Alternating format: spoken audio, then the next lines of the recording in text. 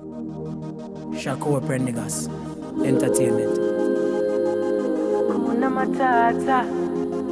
Aye. Whoa,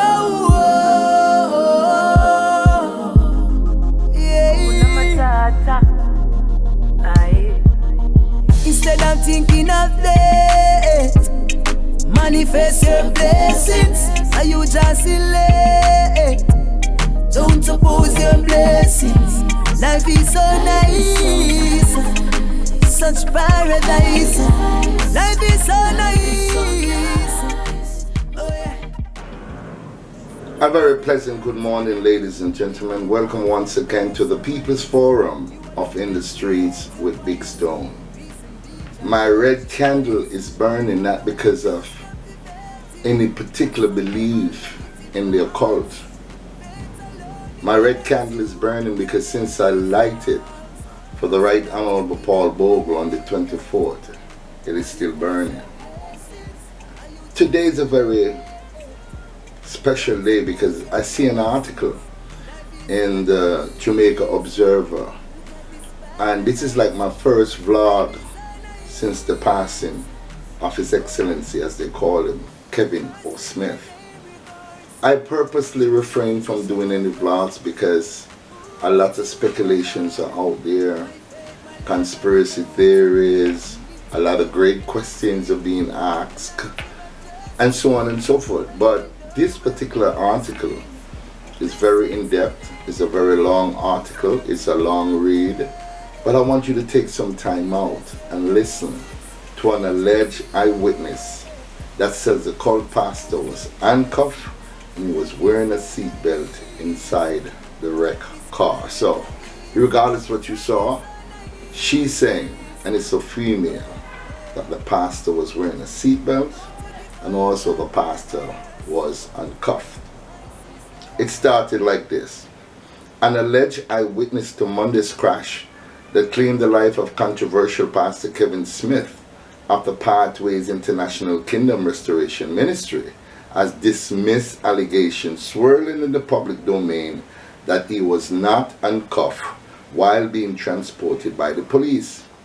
In fact, Cherie Hines, not a real name, told the Observer that the disgraced clergyman was the only person in the crash vehicle that was wearing a seatbelt. Smith, according to the woman, was observed lying beside a deceased policeman, later identified as Constable Orlando Irons. Both men were in the back seat of the wrecked car, she said. Hines recalled on the day that she was driving on the Bog Walk bypass, heading towards Linstead about 9:30 in the morning. I recall 3 vehicles going the direction towards Linstead.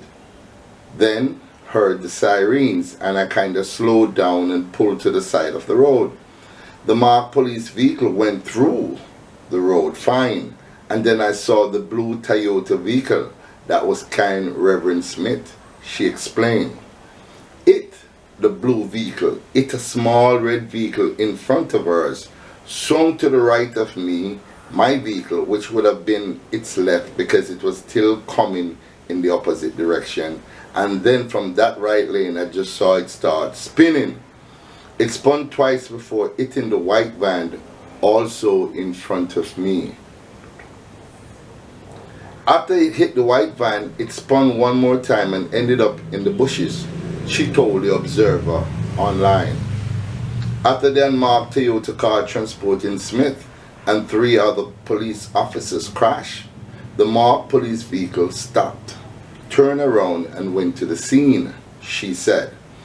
Hines said at that time a policewoman attired in plain clothes came out of the marked car and began crying.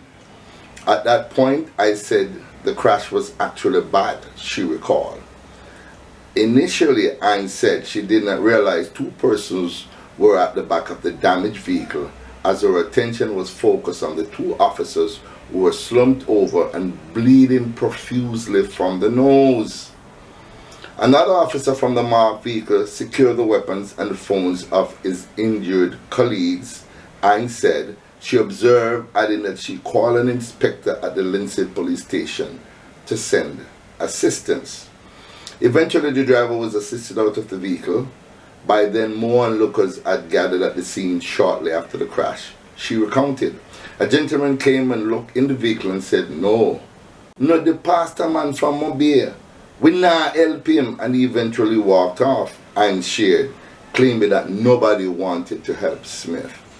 The pastor was being transported from Montego to Kingston, where he was to be charged with 2 counts of murder, 2 counts of wounding with intent, and 1 count of illegal possession of firearm. The charges stem from a bloody ritual at the church in Albion, St. James, on the night of October 7th, in which 2 congregants were killed after the atrocious slit in what is believed to have been a human sacrifice ritual.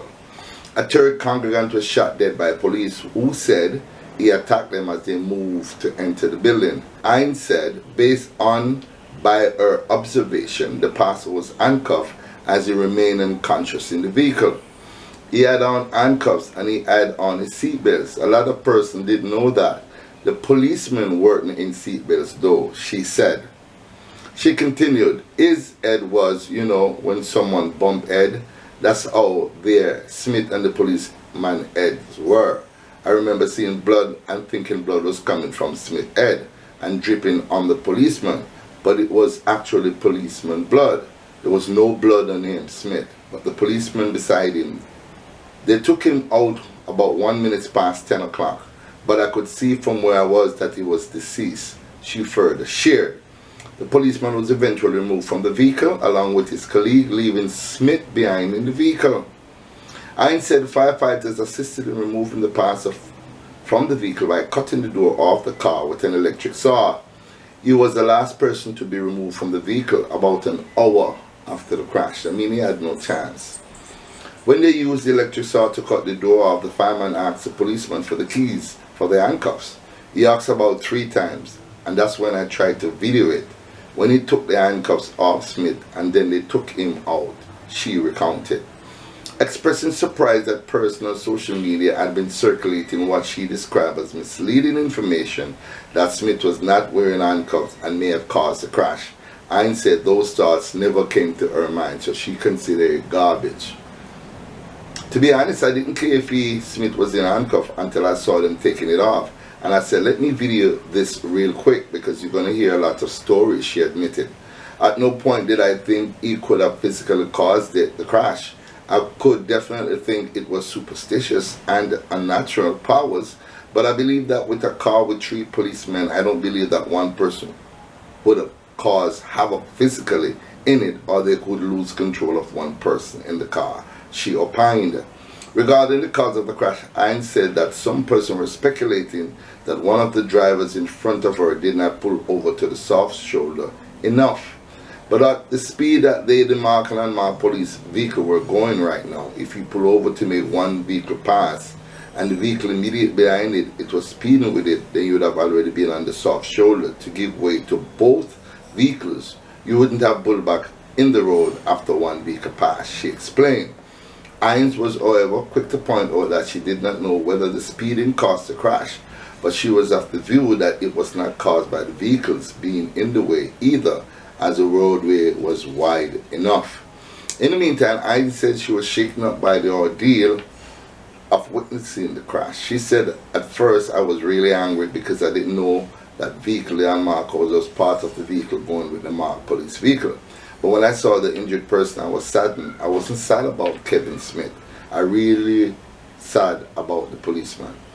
Asked why she was not sad about the death of Smith, she pointed to the allegation that had been swirling in the public domain and his subsequent arrest by the police. In light of these circumstances, Hines said she could also relate to a person who came on the scene and refused to assist Smith from the vehicle. When they took him, Kevin Smith, out, everybody was cursing.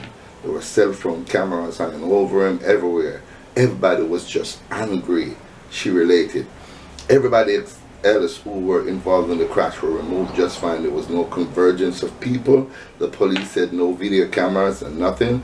But when Kevin Smith was being removed, nobody stopped anybody from videoing it. Everybody was cursing, she said. As you know, like I said, Cherie Hines' name changed to protect her identity. What a spooky story. To be honest with you, I have listened to a lot of stories. This is the closest that I've actually come in kind of figuring out what really happened on that roadway. See, I wasn't there, so we have to go through the evidence. And I want to hear from you, you know, my personal opinion. I reserve it for now. I'm going to come out eventually and give an exclusive on how I personally feel this went down. But for now, I'm gathering all the information, all the evidence, and I'm reporting the evidence as it comes in, public knowledge. I'm only regurgitating the news so that you can listen from my reading it to you other than reading it to yourself, and probably we can form a debate. But let me hear from you in the comment section below. I want to hear your take. What about this lady Cherie Hines? Did you think the story, the crash went as it was explained by her, or you think there's something else still missing?